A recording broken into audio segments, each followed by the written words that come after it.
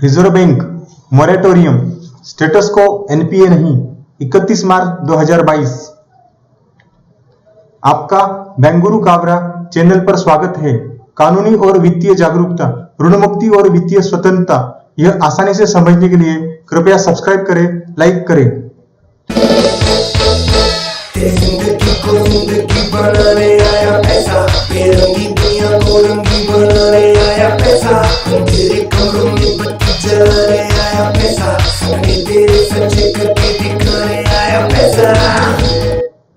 नमस्कार भाइयों और बहनों, मैं हूं एडवोकेट महेश काबरा।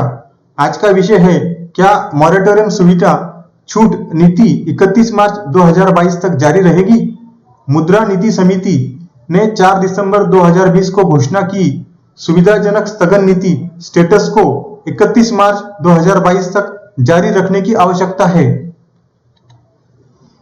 कम से कम चालू वित्त वर्ष मार्च 2021 में और अगले वित्त वर्ष में मार्च 2022 में मजबूत आधार पर विकास को पुनर्जीवित करने और अर्थव्यवस्था पर कोविड-19 के प्रभाव को कम करने के लिए एक अनुकूल रियायतें बनाए रखना आवश्यक है, रिजर्व बैंक के मुद्रा समिति ने घोषणा की है।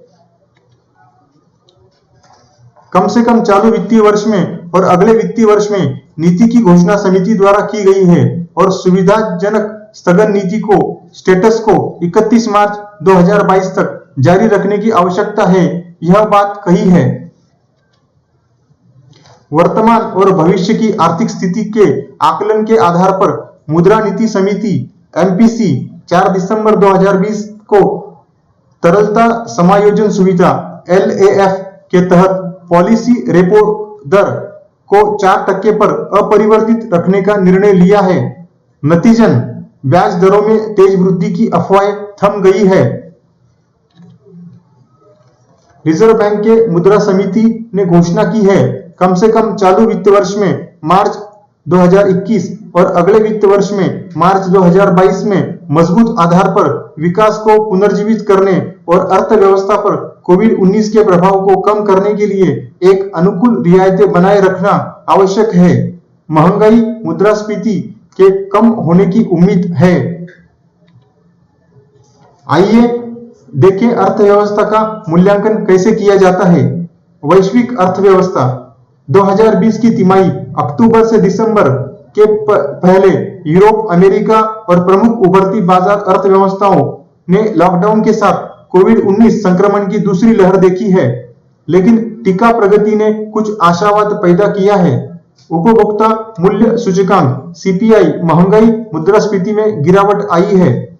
कोविड टीके के बारे में बेहद अनुकूल सफलता, आर्थिक नीतियों और सकारात्मक समाचारों के साथ वैश्विक वित्तीय बाजारों में उत्साह का माहौल है।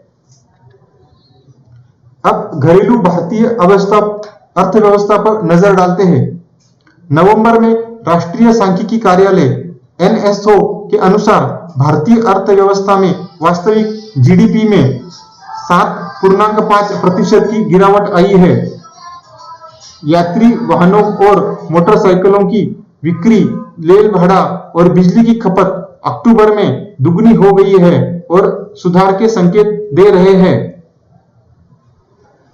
दाल, खाद्य तेल, सब्जियां और अन्य आपूर्ति वस्तुओं सहित प्रोटीन युक्त वस्तुओं की तुलना में अक्टूबर में खाद्य मुद्रास्फीति दुगनी हो गई है। सर्दियों में खाद्य कीमतों पर मौसमी नियंत्रण और आपूर्ति श्रृंखला व्यवधानों को कम करने की उम्मीद में मुद्रास्फीति 3 महीने पहले और 1 वर्ष पहले की अपेक्षा धीमी होने की उम्मीद है। भारतीय आर्थिक हालात अक्टूबर नवंबर में सुचारू है और लिक्विडिटी अधिक रही है। बैंकिंग प्रणाली में जमा राशि पर एसएलआर निवेश का बोलबाला है। भारत का विदेशी मुद्रा भंडार 574.8 बिलियन डॉलर 27 नवंबर तक रहा है। विशेष रूप से कोविड-19 द्वारा श्रमिकों के विस्थापन के कारण विकास के दृष्टिकोण से ग्रामीण क्षेत्रों में मांग की वृद्धि और भी मजबूत होने की उम्मीद है, जबकि शहरी क्षेत्रों में मांग भी तेजी से बढ़ रही है। हालांकि देश के कुछ हिस्सों में कोविड संक्रमण में संभावित वृद्धि इस सकारात्मक प्रेरणा को कम कर रही है और कुछ स्थानीय उपाय करने होंगे। वही कोविड की दवा पानी सफलता दर 94% तक पहुंच गई है और टीका परीक्षणों में सफलता को लेकर आशावाद है। उपभोक्ता आउटलुक को लेकर आशान्वित है और उत्पाद कंपनियों की कारोबारी धारणा में धीरे धीरे सुधार हो रहा है। इन कारकों को ध्यान में रखते हुए 2020-21 में वास्तविक जीडीपी वृद्धि 7.5% का अनुमान है। महंगाई मुद्रा नीति समिति के अनुसार मुद्रास्फीति की बढ़ने की संभावना नहीं है। मुद्रास्फीति के दबाव को कम करने के लिए और प्रयासों की आवश्यकता है। तदनुसार कम से कम चालू वित्त वर्ष मार्च 2021 और अगले वित्त वर्ष मार्च 2022 में मजबूत आधार पर विकास को पुनर्जीवित करने और अर्थव्यवस्था पर कोविड-19 के प्रभाव को कम करने के दृष्टिकोण के साथ अनुकूल रियायतों को यथासंभव लंबे समय तक बनाए रखना होगा। यह घोषणा की गई है। महंगाई मुद्रास्फीति के कम होने की उम्मीद है। उपयुक्त नीति के मद्देनजर भविष्य में रियायतें जारी रहेंगी। क्या कर्जदार को एनपीए नहीं माना जाएगा? कर्जदार और उनके बैंकों को शुभकामनाएं। आपका बैंक गुरु काबरा चैनल पर हमेशा इंतजार रहेगा। कानूनी और वित्तीय जागरूकता, ऋण मुक्ति और वित्तीय स्वतंत्रता, यह आसानी से समझने के लिए सब्सक्राइब करें, लाइक करें। धन्यवाद।